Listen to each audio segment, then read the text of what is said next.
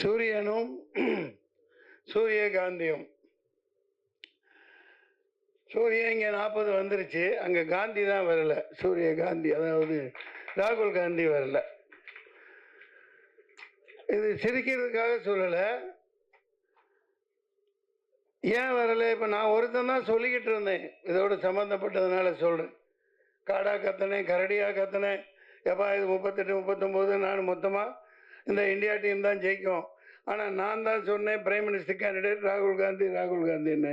அந்த டீமில் யாருமே சொல்ல, மம்தா பானர்ஜி சொல்லலை, சரத்பவார் சொல்லலை, ஆனால் இங்கே திமுக காரங்களும் சொல்லலை. அதனால அவர் வரல. இப்போ என்ன ஆளுங்கம்னா, இல்லை இந்த விசச்சாராயம் நடந்திருக்கு, பெரிய விஷயம், அதெல்லாம் அப்படிலாம் வருவோம். ஒரு தேர்தல் எதுக்கு நடக்குது? ஒரு மாற்றம் வரணும் இல்லையா? மாற்றம் வரணும். 5 வருஷம் 2014 பண்ணி வந்தாங்க, 19 பண்ணி வந்தாங்க. இங்கே சில விஷயங்கள் இப்போ பிஜேபி இன்னும் ஒரு இப்போ 10வது ஆண்டு தாண்டி 15வது ஆண்டு போகுது. 15 வருஷம் வரைக்கும் ஓட்ட போகிறாங்க. அதை பிடிச்சவங்க இருக்கலாம், அந்த சித்தாந்தம் பிடிச்சவங்க இருக்கலாம், பல கட்சிகளில் இருக்கலாம். இப்போ இந்த பேரரசெல்லாம் இருக்கார், பல பேர் ஆதாயம் பெறவங்க இருக்கலாம், அது வேறு விஷயம். ஆனால் அது ஏமாற்றி பிழைக்காத, ஏமாற்றி ஒருத்தனும் வராத. மிகப்பெரிய சோதனைகளை சந்தித்து என் காசெல்லாம் போய் போட்டு ஒரு ஓடிடி இந்த படம் மொத்தமாக சரக்கு விற்றதே அதுதான். அந்த காசை போட்டு பேரம்பாக்கத்தில் 2 பிளாட்டை விற்று போய் நாயா ரொம்ப கஷ்டப்பட்டு ஏண்டா நின்னேன்னு அவ்வளோ பெரிய அனுபவங்களை சந்தித்தேன்.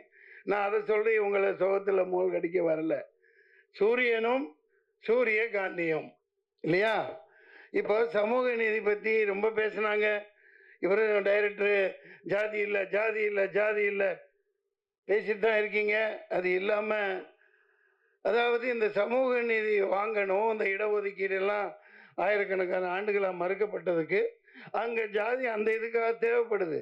பேரரசு அவர்கள் சந்துருவை பற்றி நீ வாத்தியார், அவர் எந்த கோணத்தில் எதுக்காக சொல்லியிருக்காருன்னு புரிஞ்சுட்டு பேசுங்க. சந்துருங்கிறவர் ஒரு மாபெரும் மனிதன், ஒரு சமூக நீதி போராளி. அவரை வச்சுதான் ஜெய் பீம்னு படமும் எடுத்தாங்க. அதை முதல்ல புரிஞ்சுக்குங்க. ஜாதி கூடாதுன்னு சொல்லிட்டு போனீங்கல்ல, எல்லாம் சொல்றாங்கல்ல. நிர்மலா சீதாராமனை ஏன் அங்கே போட்டு வச்சிருக்கீங்க? நிர்மலா ஏன் நம்ம பொன் ராதாகிருஷ்ணனை போடுங்க. நம்ம தோத்து போனாங்களே கவர்னர் தமிழிசை சவுந்தரராஜனை போடுங்க. எந்த ஜாதிக்காரங்களே அங்கே உட்கார்ந்துட்டு இருக்கீங்க? ஒரு ஓட்டு வாங்காம, ஒரு மக்களை சந்திக்காம, மக்களை முட்டாளாக்கிட்டு, மக்களை எல்லாம் அடிமாடா நடத்திக்கிட்டு அங்க ஜெய்சங்கர்னு ஒருத்தர் உட்கார வச்சிங்களே.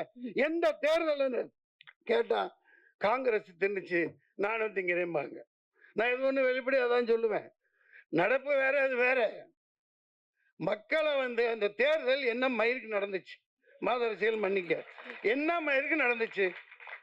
உனக்கு நீ அங்க உன் பருப்பை வேக வச்சுக்க, நான் இங்கே என் பருப்பை வேக வச்சுக்கிறேன். எல்லாம் டீலிங்.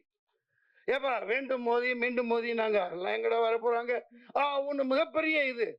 அவர் சரியா, நான் ஒருத்தன் தான் சொல்லிக்கிட்டே இருந்தேன். இப்போ எலான் மாஸ்க் சொல்றாப்புல, வேலைன்னு வந்துட்டா வெள்ளைக்காரன் நீங்கப்பா எடுத்து போயிட்டாரா? வெள்ளைக்காரன் போய் சொல்ல மாட்டான். இப்போ எலான் மாஸ்க் சொல்றாப்லையா?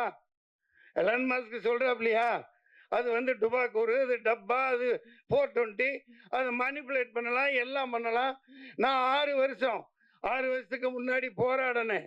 சுப்ரீம் கோர்ட்டுக்கு பார்ட்டி இன் பர்சன் ரெடி பண்ணி எடுத்துட்டு போய் இந்த ஓட்டு மிஷினையும் கையில் கொடுங்க. ஒரு ஸ்க்ரூ டிரைவரும் ரிச்சி ஸ்ட்ரீட்ல இருந்து ஒரு ஆளை கூப்பிட்டுக்கிட்டேன். ஒரு சால்ட்ரிங் மெஷினும் ஒரு ஸ்க்ரூ டிரைவரும் கொடு, நான் குட்டி போட்டு காட்டுறேன். நீ இல்லாட்டி நான் என்ன தண்டனை கொடுக்குறீங்களோன்னு 2 நிமிஷம் கேட்டார் நீதிபதி. டிஸ்மிஷன் துரத்தி விட்டார். நீ அப்புறம் தான் சொன்னா, என்னப்பா பேசவே விடலைன்னதுக்கு அங்கே சொன்னாங்க எல்லாம், எப்பா நீ தான் இந்த கோர்ட்டில் அதிக நேரம் பேசியிருக்க அப்படின்னு என்ன எழுதிட்டு போனேன்.